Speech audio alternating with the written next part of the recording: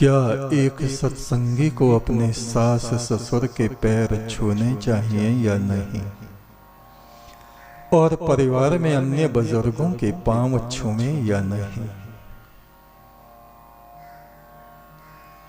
संत वाणी में आता है, जो हर दर पर झुके उसे सर नहीं कहते। जिस दर पे सर न झुके उसे दर नहीं कहते। इसका क्या अर्थ है?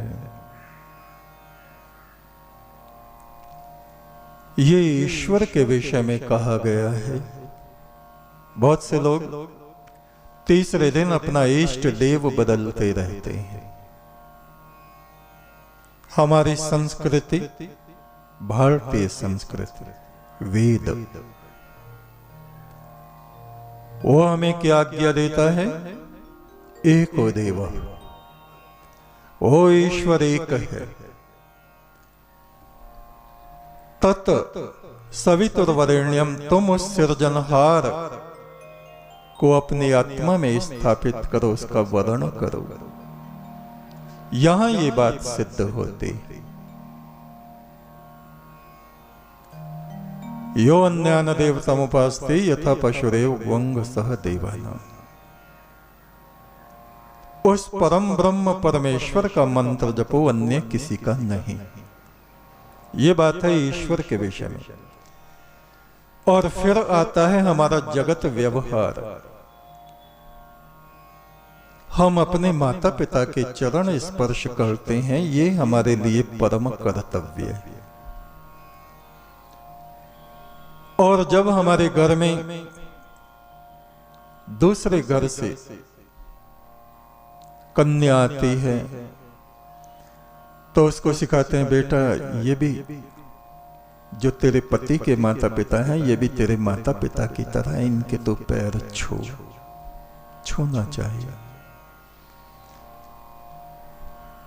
अब आता है पुरुषों के लिए। जिस तरह से पति अपनी पत्नी को कहता है, ये तेरे माता पिता के समान है, क्योंकि ये मेरे माता पिता है। ऐसे ही सास और ससुर भी माता और पिता के समान पति के लिए होते हैं। वो पत्नी के माता पिता हैं, उनका भी बराबर हमें आदर करना चाहिए और उनके चरण स्पर्श करके उनको प्रणाम करना चाहिए। जो बुजुर्ग हैं उनको अवश्य प्रणाम करना चाहिए, उनका आदर करना चाहिए। इधर इटावा, एटा, मैनपुरी, अलीगढ़ की तरफ हमने देखा, कम उम्र का दामाद है और सास ससुर बूढ़े और वे उसके पैर छू रहे हैं। परंपरा होगी उनकी, लेकिन ऐसा अच्छा नहीं लगता। बुजुर्ग तो बुजुर्ग हैं, उनका सम्मान करना चाहिए। वो दामाद भी उनका पुत्र जैसा ही होता है, ना कि पिता जैसे। एक तो आयु में ही आप देख लो, जो आयु में हमसे बड़े हैं। हमारा धर्म शास्त्र कहता है, वृद्ध पुरुष जब आए तो खड़े होकर उनका सम्मान करें, उनको प्रणाम करें। दूसरों को आदर देने में हमारा आदर कम नहीं होता।